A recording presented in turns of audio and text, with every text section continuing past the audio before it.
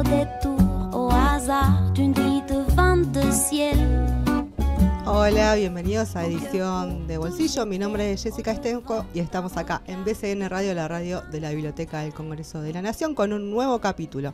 En este capítulo nos visita Javier Marín, él es editor del Centro Cultural de la Cooperación. Bienvenido, Javier, ¿cómo estás? Hola, muchas gracias por la invitación. Bueno, te invité y justo estábamos charlando antes de empezar de editar y de editar en una institución.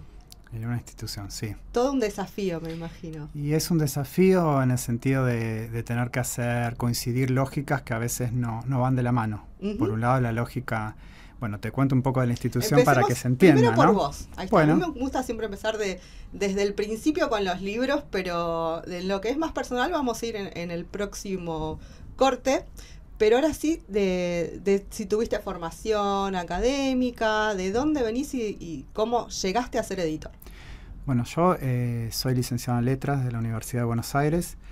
También tengo una maestría en escritura creativa, eso es mucho más reciente, igual como búsqueda y no es tan profesional, eso es más vocacional, pero bueno, también sirve al trabajo editorial, por supuesto. Y yo llegué a ser editor un poco de casualidad, porque yo entré en la institución donde ahora trabajo de editor, entré en un periodo formativo cuando todavía era estudiante de la carrera de letras, en uno de los departamentos de investigación, justamente el de literatura. Porque el Centro Cultural tiene distintos departamentos. Sí, tiene dos grandes áreas, que son las artes y las ciencias sociales. Por el lado de las artes hay lo que es tal vez más conocido para el público general, que son las obras de teatro, bueno, de artes escénicas en general. Está en Avenida Corrientes, justo enfrente del Teatro San Martín, así que es un espacio bastante visible. Pero bueno, tiene como un trasfondo que se conoce un poco menos, que es la parte de investigación, tanto dentro de las ciencias de las artes como de las ciencias sociales. Así que bueno, yo entré en uno de esos departamentos que en aquella época... ¿Qué año estamos hablando? Estamos hablando más o menos del año 2003. En aquella época el lugar estaba sobre todo orientado a jóvenes investigadores que la mayoría no estábamos recibidos en nuestras carreras. Eso después fue cambiando un poco a lo largo de los años. Hoy básicamente la mayoría de los investigadores son ya graduados y muchos becarios de CONICET, pero en aquella época más fundacional era como algo de empezar a hacer los primeros intentos de formación en investigación a partir del trabajo en el Centro Cultural. ¿Y qué fuiste a investigar? ¿Con qué empezaste? En aquel momento me acuerdo que estaba con literatura brasileña, más específicamente cuentos de Rubén Fonseca, que había conocido cursando la carrera de letras, y bueno, fue un proyecto que llevé y tuve durante un tiempo hasta que se abrió la editorial, y lo que se hizo fue una búsqueda interna, no se llamó a un concurso exterior, sino se buscó dentro de los mismos becarios quienes venían de letras.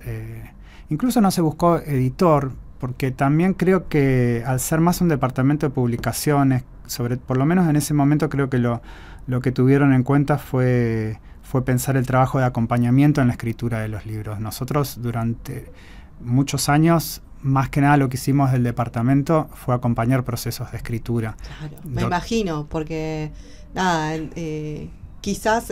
por suerte hiciste después escritura creativa, pero cuesta mucho, ¿no? Eso creo que pasa bastante. Ahora se está cambiando un poco la cuestión de tener toda la información, de querer investigar, pero a la hora de escribir se hace difícil. Sí, se hace difícil porque son lenguajes distintos, son prácticas de escritura distintas. No es lo mismo un informe de investigación que algo que vos das a conocer a un público más o menos amplio.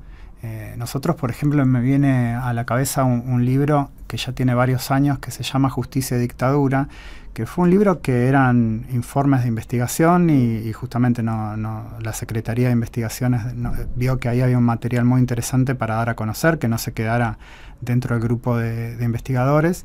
Y ahí se buscó otro formato. Y ahí se buscó un formato más narrativo, convertir en capítulos, digamos, temáticos, lo que por ahí eran hojas sueltas de investigación, y darle eso, sobre todo una estructura que pudiera contar, no contar en el sentido de contar un cuento, pero sí de una lectura que se pudiera hacer de forma corrida. Entonces, eso fue un trabajo que recuerdo especialmente porque ese libro después eso que no nació como un libro desde la mente de las autoras, que son Sofía Lancilota y Lucía Castro Feijó, abogadas las dos. Ellas investigaban sobre el sistema judicial y los operadores judiciales en la etapa de la dictadura, ¿no? Y la complicidad de ese sector. Ese libro después fue presentado en juicios de lesa humanidad como parte de la prueba del contexto en donde se marcaban los casos. Entonces, para nosotros... Sumamente importante fue. Sí, entonces, algo que surgió como algo de dos jóvenes investigadoras, abogadas, que empezaban a interesarse en la investigación, que se fue desarrollando a lo largo de un par de años, y que bueno, que llegó a algo que socialmente tiene un valor histórico y de memoria. Pensamos que casi todos nuestros libros tienen un valor, pero en este caso es como fácil de visualizar, por eso lo cuento como un caso ejemplar. Bueno, entonces, ¿te propusiste vos o te convocaron? No, me convocaron. Yo no tenía idea de lo que era ni el mundo editorial, ni el trabajo de editor. La verdad que ¿Y todavía... con qué te encontraste? O sea, ¿qué tuviste que hacer de nuevo todo? Mira, al principio, sí, ¿cómo entender que te dan un texto que es un Word, y vos lo imprimís y empezás a leerlo para ver si tienes faltas de ortografía, y te enterás, porque yo no venía de la carrera de edición, un montón de normas que uno como lector no presta atención, que por ejemplo si citas y pones una nota al pie y la referencia a la nota al pie la pones antes del punto, tiene que ir siempre antes del punto, y si la pones después tiene que ir... bueno, ya aprendiste. Tomar un montón de Claro, criterios de unificación, de cosas que como lector uno realmente no las ve, no las piensa, porque justamente si está bien hecho el trabajo no llama la atención. Claro. Pero y me sorprendió en realidad la cantidad de cuestiones a trabajar en el texto que había, desde las más superficiales y formales como esa, hasta ya la sintaxis y estructuras de oraciones que tenían 10 renglones, y había que pensar si eso no eran 3 oraciones distintas o 2 párrafos diferentes. Y eso que no es una práctica que en realidad, obviamente, cursando letras no hay una materia que te enseñe a hacer eso. Entonces es algo que es bastante intuitivo al principio. De haber leído, porque cursaste la carrera y leíste muchísimo, pero más que nada como formación de lector. Y si trabajaste esos textos porque hacían referencia y a vos te interesaba en tu investigación de leer por ahí textos más científicos desde lo social y todo, pero no desde una formación. Sí, y que además eran textos, yo venía de letras, o sea, de la literatura y después de la lingüística, y tenía que ir hacia textos que venían o del derecho, de la historia, de la sociología, de la economía, que todavía me cuesta a veces. Tengo que hacer enormes esfuerzos de concentración para poder leer de corrido un paper de economía. Y bueno, y así de distintas materias que se ven en el Centro Cultural. Y bueno, te convocaron entonces para formar parte de la nueva editorial, digamos, de la parte de publicaciones. ¿Y cuántos eran ahí? ¿Te acordás? En ese momento era el director editorial que estaba en ese momento, pero que no participaba de reuniones, pero tomaba las decisiones generales, pero dentro del equipo de trabajo éramos 3. Una compañera que hacía el mismo trabajo que yo, que también era becaria y entró igual que yo, y un compañero que hacía el diseño, y ese era el equipo editorial. ¿Y te acordás qué publicaciones sacaron y qué años? ¿Te pregunté qué año era? Eso es, yo te decía que entré en el Centro Cultural en el año 2003 y entré a trabajar en la editorial en el año 2006. Así que y en esa época, bueno, las investigaciones que se publicaban tenían bastante que ver con los temas que se empezaban a trabajar en el Centro Cultural. Yo justo dije justicia y dictadura, y había otros que tenían que ver con universidad y dictadura o experiencias guerrilleras en los 70, distintos enfoques, no es que había un solo enfoque, pero había como una temática que se repetía, por cómo sean también las cosas en los lugares, ¿no? A veces no es que un grupo se pone a planificar cómo va a ser, sino que de acuerdo a los que están, se va armando. Entonces, de pronto el compañero que dirigía el área de historia tenía como una especialidad en esa parte de la historia, de revisitar los años 70, las experiencias de la violencia política. Entonces, habían varios libros que repetían más o menos esa temática, y así más o menos fue pasando distintas etapas donde en cada departamento un poco los que están son los que... Claro, los que van marcando, claro. Los que van marcando, que ahí catálogo. también hay algo que si querés como reflexión para editores puede ser interesante, porque lo que decía al principio de las lógicas diferentes entre lo que es la institución y y el campo editorial como oficio que incluye también una parte comercial importante.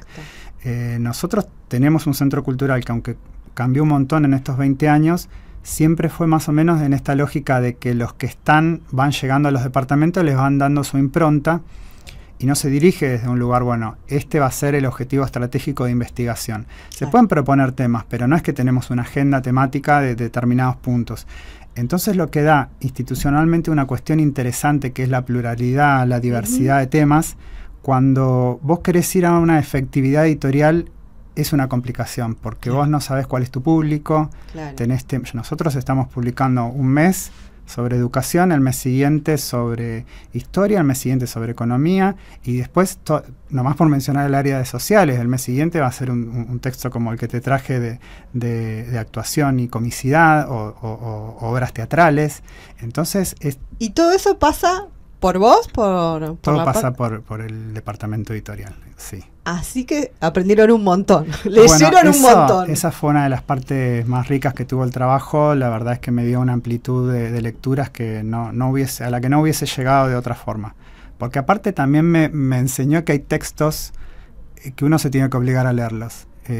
A veces hay un discurso un poco romántico sobre la lectura, que uno escucha, bueno, si no me interesa lo dejo, le doy 10 páginas al tal libro, y la verdad es que a veces hay que hacer una tensión de la inteligencia y de la capacidad de concentración para poder leer un tema del que uno no es experto, y van apareciendo cosas que después terminan siendo un aprendizaje muy, muy rico como lector, como editor por supuesto, pero incluso en términos personales como lector. Estoy pensando, ¿no? en que lleguen textos tan diversos. ¿Se hacen reuniones editoriales con los autores o con el equipo o quien esté encargado del área? La selección de los textos viene más que nada del trabajo que ya hacen los departamentos. Y eso también es un tema de tensión, porque en definitiva los departamentos elevan propuestas de libros a la dirección, no a la editorial. Por supuesto que nos piden opinión sobre los textos, pero en sí mismo analizar una propuesta en concreta es difícil, porque el libro en sí está bien. Claro. O sea, nunca tenés algo que decir en contra de ese trabajo que ya hicieron previamente, pero a la vez no hay mucha posibilidad de fijar una dirección hacia dónde ir. Claro, es difícil. Entonces ahí están una de las cuestiones que son distintas dentro de lo que es editar institucionalmente. Sí, lo que nosotros pudimos armar como para acercarnos porque uno todo el tiempo se está formando. Yo, si bien no hice la carrera de edición, traté de hacer todos los cursos que pude o diplomaturas, y bueno, tratar de imprimir cierto saber profesional de lo que uno va viendo dentro del trabajo de la institución. Como te decía, es una tensión, y hay algunas cositas que se pueden hacer y otras que no. Una es, por ejemplo, ver cuando hay determinado departamento que no es que tiene un tema de investigación que empezó hace 2 años y termina hoy, sino que ya viene una constante, que se instalaron los investigadores, hay muchos compañeros que tenemos ahí que están, como yo, prácticamente desde que se fundó el lugar hace 20 años.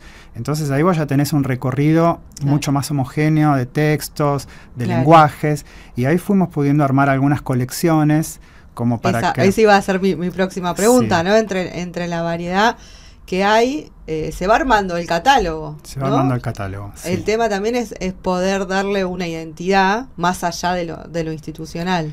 Ese debe ser un desafío, y estuve revisando la página y me encontré que ahí está dividido en la tienda por temas y también por colecciones. Sí. Por si uno quisiera buscar, creo que está bueno, ¿no?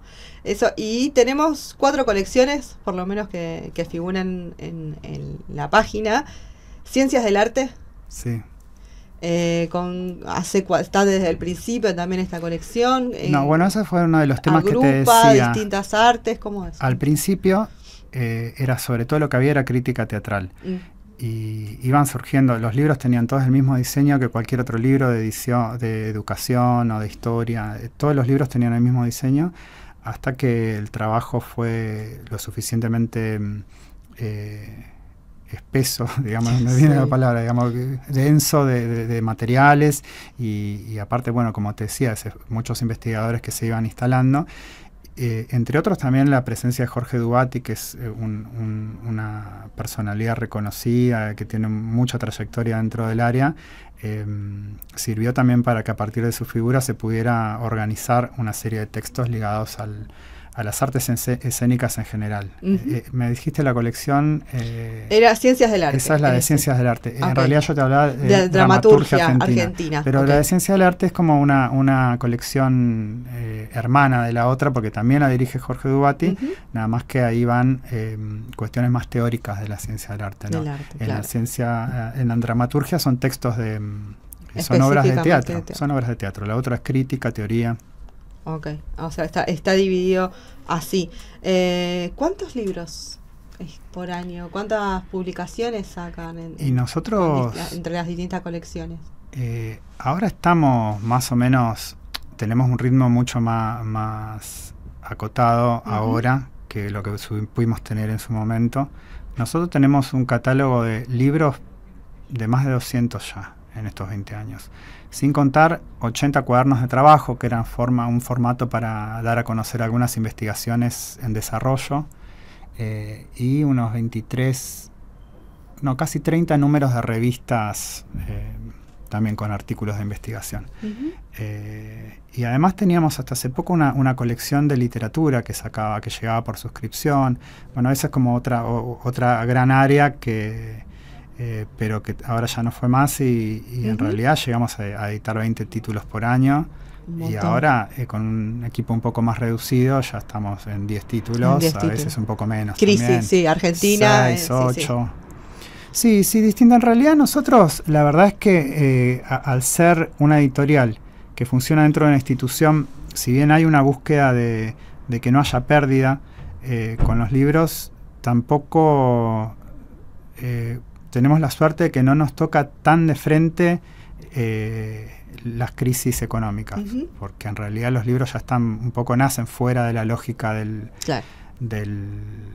campo comercial del libro. Entonces, si bien presenta un montón de problemas, también tenemos esa suerte de que en realidad las crisis no nos llegan por si el libro vende o no vende. Sí, por ahí organizar un poco los gastos. No se pueden publicar ya 20 libros en el año, no hay presupuesto que aguante, pero sí tenemos la suerte de que cuando sacamos un libro no tenemos que estar preocupados por si ese libro sí que recupere los gastos, pero en el momento que se recuperó los gastos ya podemos festejar y pasar al próximo libro, porque lo que no queremos es pérdida. Pero sí no estamos viendo la calculadora de si se ganó plata. Historia del presente es otra de... Historia del presente es una colección bastante específica, bastante académica, dirigida por Ana Grondona y Paula Aguilar. Ellas también son dos compañeras que entraron al Centro Cultural cuando eran estudiantes y hoy siguen ahí.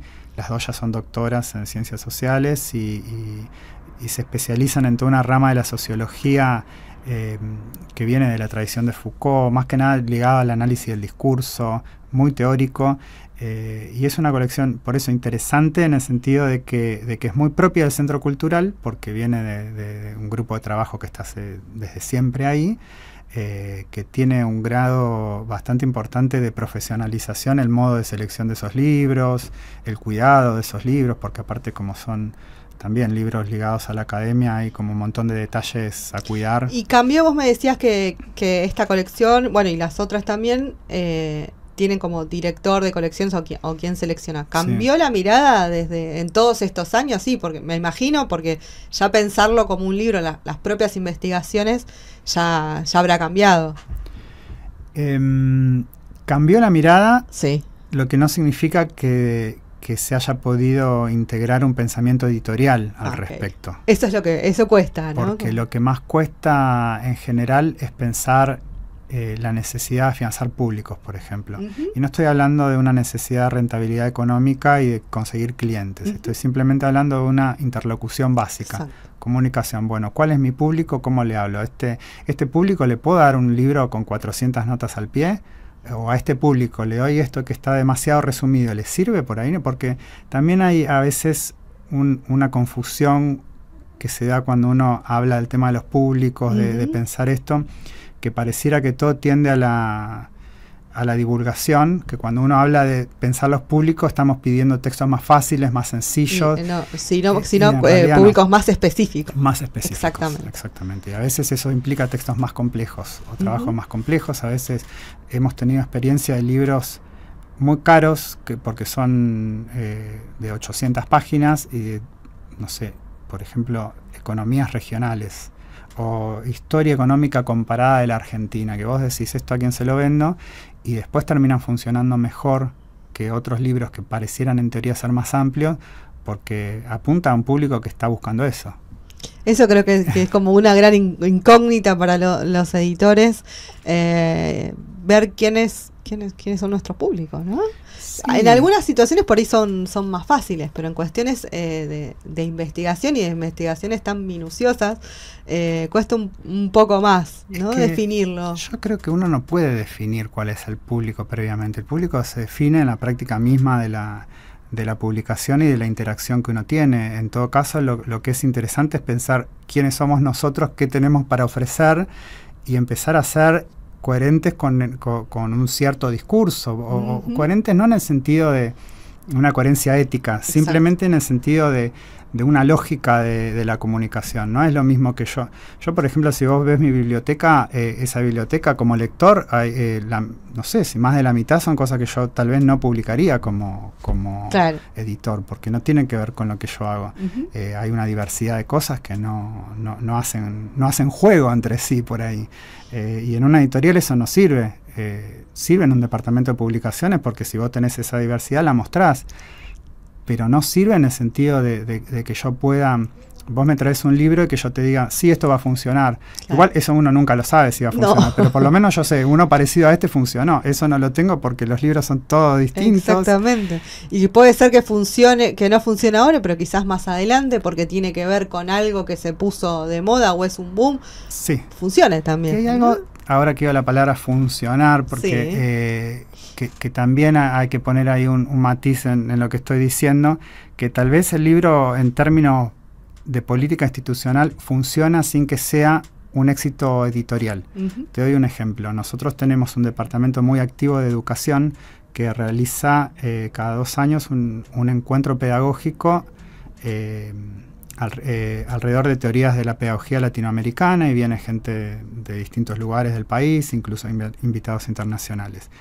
De pronto hacemos un libro con las ponencias de ese congreso, un librote de 500 páginas, donde vos ves cada capítulo no tiene nada que ver con el anterior, y es un libro que al departamento le sirve un montón para mostrar lo que hacen, claro, y lo venden, y la gente lo compra, y van a presentaciones. Es el resumen de lo que fueron estas jornadas, que si participaste o te interesó algo, lo tenés, y eso quizás es bien institucional eso, ¿no? Como bien de edición institucional. En nuestra universidad, en nuestro centro cultural, como pasa en algunas universidades, también hay un trabajo un trabajo militante de ir, por ejemplo, al interior del país y mostrar el trabajo que se hace, y mostrar lo que se puede hacer. Entonces ahí el soporte del libro es algo que es cierto, también estamos muy centralizados en Capital. Sí. Muy centralizados. No, eso es un párrafo aparte, pero realmente hay una pero cultura. Sí, no es lo mismo. Si vos llevás y participás de alguna feria, que también cuesta un montón. Llevar el libro físico no es lo mismo, que incluso hasta que te lo puedas descargar por la página o por donde sea, sino que te da otro marco y que es, bueno, estoy acá y tengo para ofrecer esto. Sí, ¿no? Sí. No, el libro en el medio ya hace a una situación social diferente. Yo mismo para venir acá y hablarte de las cosas necesito tener los libros, verlos y decir, mira, esto es lo que hacemos. Y así también cuando uno convoca a la gente a hablar con la excusa del libro, es una excusa todavía inmejorable. Bueno, ¿qué trajiste? A ver, permiso, Traje, lo voy a mostrar. Si nos dale. estás escuchando, te voy a relatar por lo menos el título y autor, y si nos estás viendo lo estoy mostrando a la cámara. Ahí estoy. ¿De qué y por qué nos reímos? Actuación y comicidad de Cristian Forteza. Sí, te traje 2 libros que son, por un lado, novedades, porque este salió hacia fines del año pasado y el otro salió, lo presentamos la semana pasada en la Feria del Libro. Son libros que, además de ser novedades, son bastante icónicos o ejemplos de lo que hacemos en el Centro Cultural.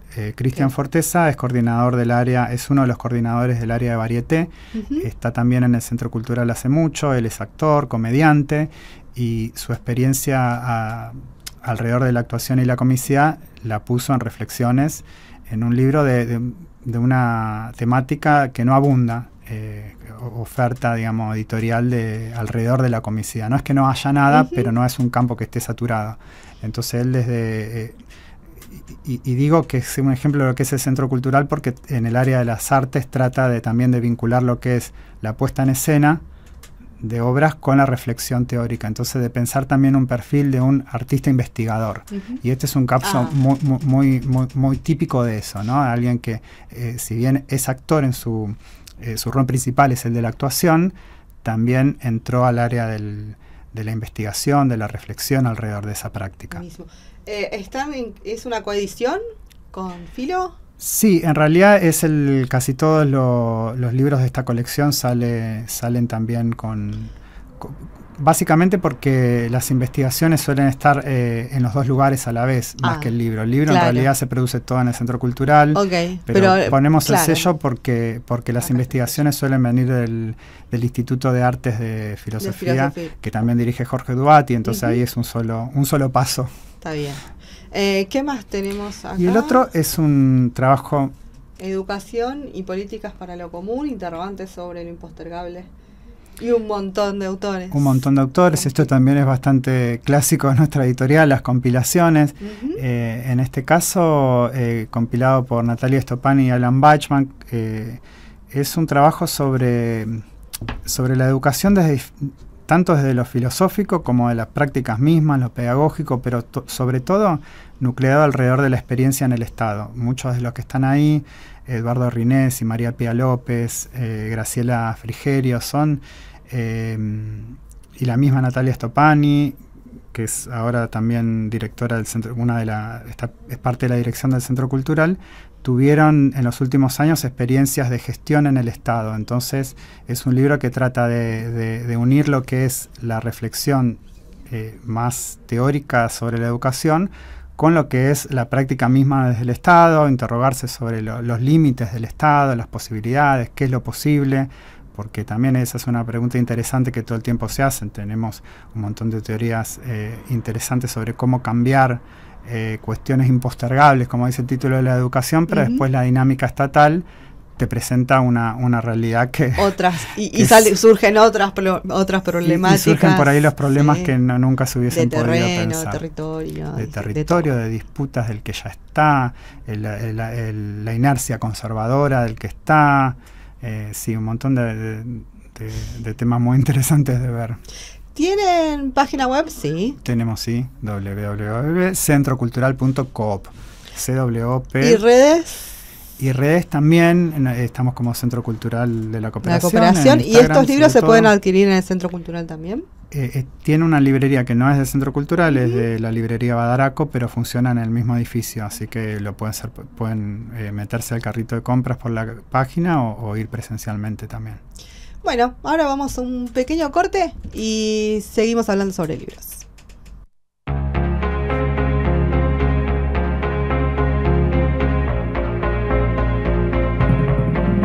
Seguí en BCN Radio.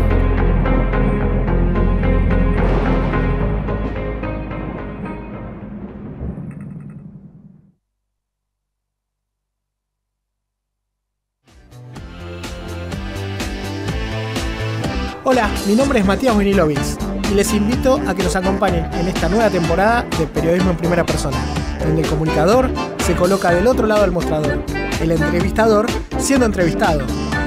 Les espero para hacer periodismo en primera persona los miércoles a las 20 horas por BCN Radio o a través de sus multiplataformas. ¿Sabías que la Biblioteca del Congreso cuenta con una sala infantil llamada María Elena Walsh? Es un espacio lúdico e interactivo para niños de 4 o 9 años. También recibimos a los colegios de nivel preescolar y primario para hacer visitas grupales y participar en actividades programadas. Además, compartimos material bibliográfico, juegos didácticos y elementos tecnológicos de última generación. Esta sala para chicos se encuentra abierta de lunes a viernes de 8 a 18, sábados y domingos de 10 a 20 horas.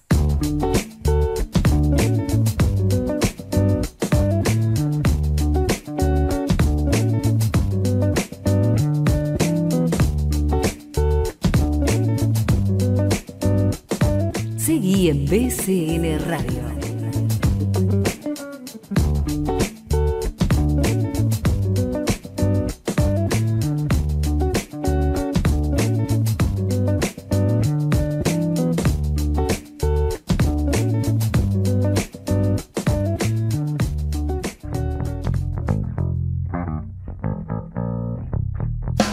Seguimos en edición de bolsillo. Bueno, ahora vamos a hacer algo más descontracturado con Javier.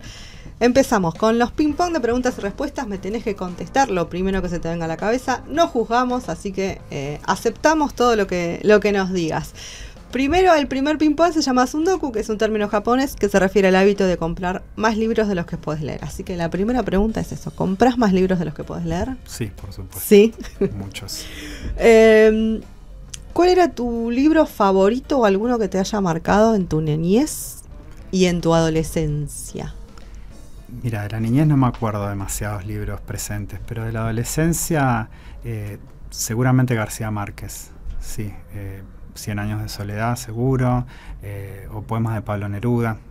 Esos fueron así que... Sí, esos que estuvieron durante muchos años ahí.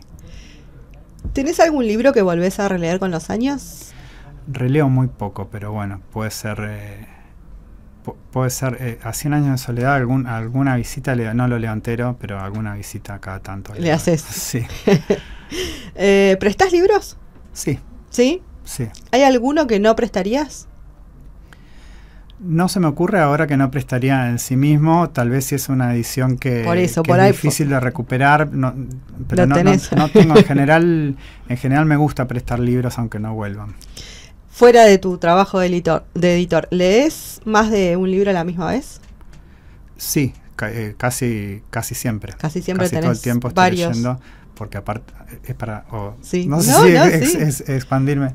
No, porque siempre necesito tener... A mí me interesa mucho el análisis del discurso, la lingüística, y eso es algo bien teórico, y después cuestiones más ligadas al ensayo político también, y a la literatura. Entonces son varias ramas. Claro, distintas ramas que te gustan. Aunque a veces también dentro de la misma rama tengo más de un libro a la vez. Sí. Bien. ¿Marcas o subrayas los libros? Muy poco, con lapicito, algunos cuando los estoy estudiando, pero por ejemplo los libros que leo de literatura que no tengo que dar cuenta después del contenido, no los marco. Esos no, bueno, hay una selección, digamos, para el marcado. Sí. ¿Tenés algún lugar ideal para leer o momento? No sé, viajando, de vacaciones. En este momento casi, como tengo una beba de 1 año, prácticamente solo viajando puedo leer en el subte, así que es mi momento ideal, pero si no ideal circunstancial, porque si no siempre fueron los sábados a la mañana cuando uno se levanta con la cabeza nueva, no cansado, y de pronto puede leer cosas que, wow, qué lindo es tener cerebro de ya vuelta. Lo vas a poder hacer, tranquilo. Bueno, ¿algún libro que te acuerdes que tenés en tu mesita de luz ahora, actualmente? En la mesita, con esto de leer mucho en Kindle, yo cuando duermo, cuando me acuesto leo en Kindle por el tema de la luz, sí. Pero el libro que estoy leyendo en realidad es el traductor de Benestra, okay. Salvador Benestra. Bueno, vamos a otro ping-pong que tiene que ver con las bibliotecas. Un gato en la biblioteca se llama. ¿Tienes algún orden en la biblioteca? Lo que decía de las temáticas. Sí, por tema. Literaturas, pero en general hay a veces me armo como programitas de lectura, a veces en función de lo que estoy escribiendo también, por ejemplo, el tema de la paternidad, entonces todos los libros que necesito acumular alrededor de la paternidad van a un mismo sector, del cual alguna vez sacaré alguno que otro. Después las lecturas se van dando más por una cuestión impulsiva, y todo lo que es programa de lectura siempre deja lugar al impulso momentáneo. Y sí. Cuando en otras épocas, cuando eras joven o incluso en la niñez, ¿recordás haber tenido colecciones en tus bibliotecas? No. De haber coleccionado? No. No tenía.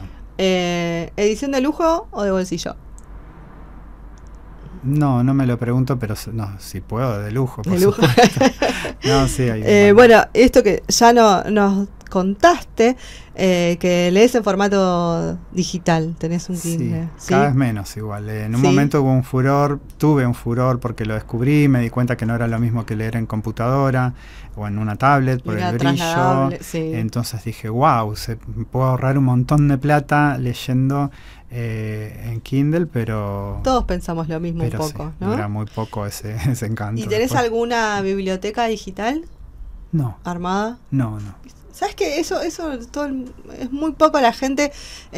Muchos me dicen que por ahí sí es una cuestión técnica o de trabajo, que más o menos están organizados los PDF. Pero no viste, como que todavía no adquirimos esa cuestión de biblioteca digital organizada por tema, por placer, ¿no? Como sino que es más técnico. No, van quedando acumulados ahí. Exacto, cosas que vamos a leer en algún momento. Sí. Bueno, ahora vamos a La Hora Maldita, que vamos a hablar un poco de edición, pero la otra cara de la edición, lo que sale mal. Lo que sale mal. ¿Qué te acordás ahora de algún inconveniente, ya sea con los autores, con la impresión, con que te haya salido mal y cómo lo resolviste? Hay varias cosas de esas. Por favor, necesitamos esto para salir del mito de que a los editores nos sale todo bien, todo correcto. No, la norma es más lo que aparece, y es increíble cómo después de casi 20 años de trabajo pueden aparecer cuestiones que uno no fue capaz de prever. Cuando era muy joven no nos pasó, no fue directamente mío, pero el error, salió un libro, llegó de imprenta con un capítulo menos, porque el diseñador se olvidó de montarlo, y en ese momento estábamos los dos que trabajábamos muy verdes en el momento de la corrección, entonces de pronto leíamos de corrido, y no cuestiones como empezar por ver si están todos los capítulos, claro, o si los están títulos, todas las notas al pie, claro, de relevar y decir, bueno, ese libro se tuvo que imprimir todo de vuelta. ¿Y cuándo se dieron cuenta? ¿Quién se dio cuenta? ¿Te acordás? Creo que fue el director. ¿Autor? El director de la editorial, que por supuesto en lugar de leerlo lo ve. Claro, de otra más, claro. Entonces, claro, lo ojeás y hay cosas que son así, es tal cual, hay cosas que es como un poco la obsesión que uno tiene. Yo estoy viendo con la mirada microscópica, pero después los errores aparecen desde la mirada más lejana, a ojear el libro y salta algo que vos no podés entender por qué no lo viste. Bueno, entonces la solución fue otra vez, hubo que hacerlo otra vez. Sí, en ese momento no hubo forma de hacer otra cosa.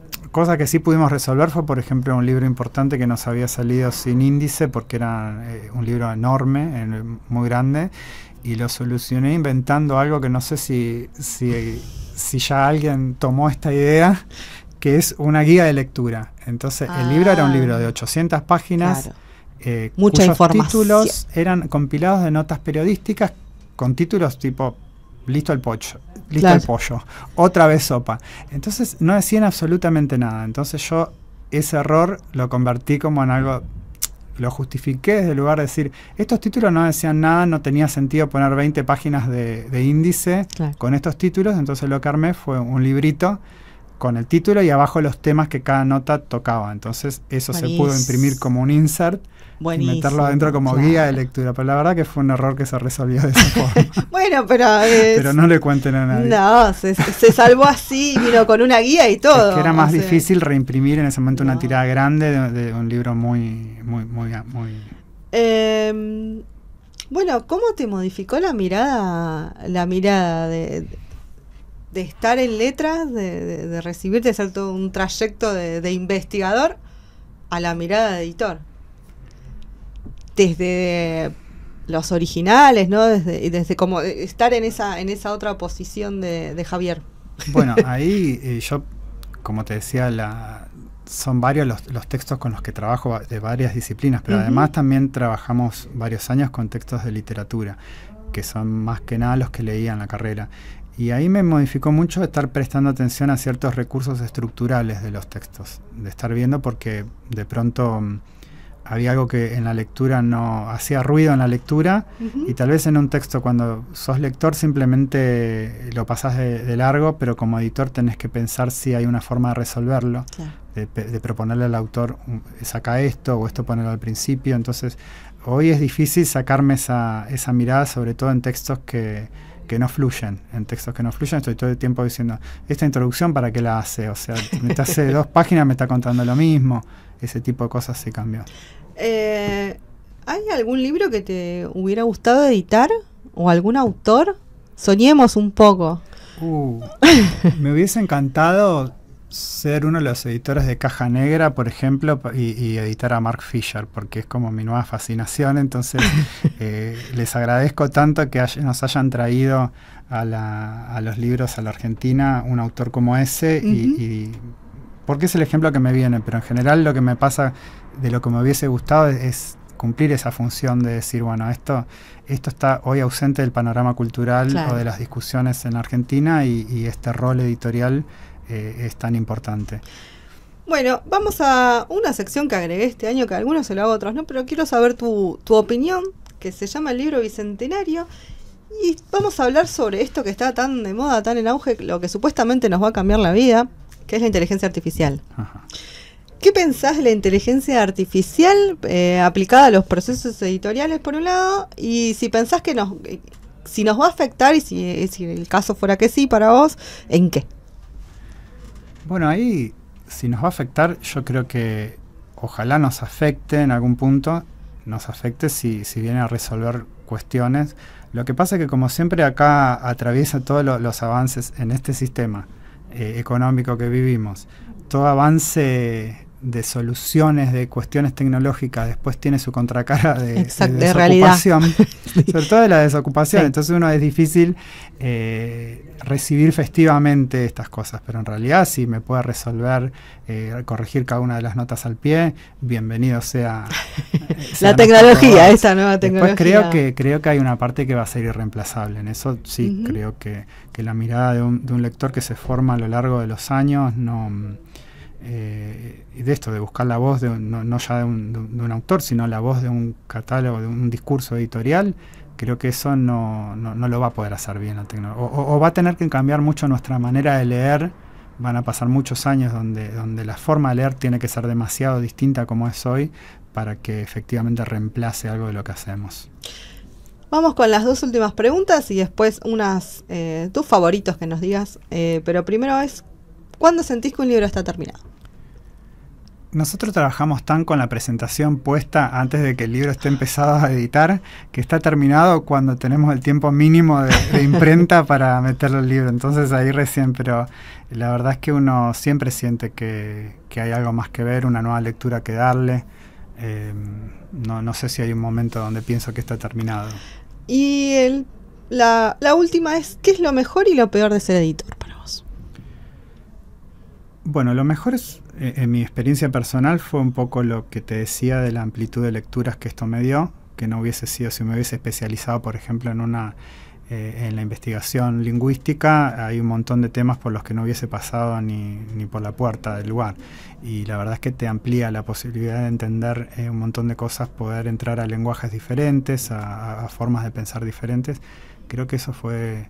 Y después, bueno, de ver también los textos en su estructura, ¿no? Como también en eso te da una forma de apropiación del texto, ya sea en el plano del lenguaje como en el plano del pensamiento, que bueno, que también me lo dio bastante este oficio. Y lo peor fue seguramente, bueno, los nervios ante cada vez que uno abre la caja que llega a imprenta y no sabes qué es lo que va a salir de adentro, o también esto, no poder tal vez hacer un aporte más en que libros muy, muy interesantes, importantes puedan circular más, y a veces eso se vuelve como una especie de culpa. Pasa mucho, nos han contestado también así. No sos el único que les pasa lo mismo. Bueno, vamos ahora rápido con tus favoritos o recomendados. ¿Algún libro clásico? Bueno, ya mencioné a García Márquez, así que me quedo con 100 años de soledad.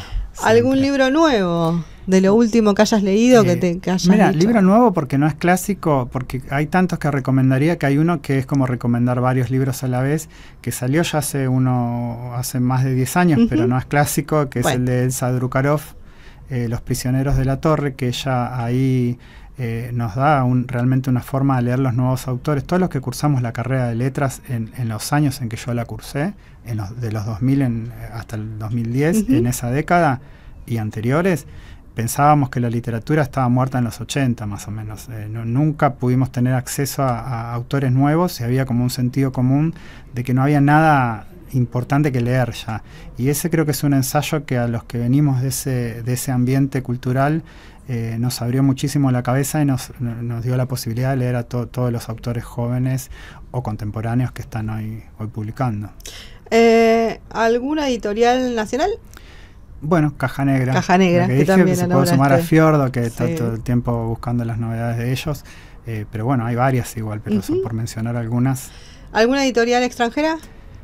Bueno, leo mucho las que son de las grandes, las que van agrupando demasiados libros que en realidad vienen de identidades totalmente distintas, pero puedo mencionar libros del Asteroide, que me gusta mucho, la editorial de Barcelona. ¿Y algún editor o editora? Ahí no voy a ser muy, muy original, pero Boris Spivakov siempre es como una referencia, sobre todo en una institución como la nuestra que se plantea un rol social de los libros y de la difusión y de que lleguen a todo el público que puedan llegar. Creo que esa es la referencia que está siempre ahí. Muchísimas gracias, Javier. Recordamos que los libros se pueden adquirir en la página, también en el Centro Cultural. ¿Algo más que quieras agregar? No, muchas gracias. La verdad que es una institución muy querida, la Biblioteca del Congreso, así que me encanta haber estado acá y te agradezco mucho haber pensado en nosotros, en mí. Bueno, muchísimas gracias. Bueno, yo soy Jessica Esteco, me despido, agradezco a BCN Radio, a los que están atrás de la pecera, Lucas Martín y Lucas, que nos operan todos en todos estos capítulos. Y bueno, nos encontramos en el próximo capítulo de Edición de Bolsillo. Síganos en las redes y nos vemos. Mon cœur pour toucher terre au devant d'un regard de vie de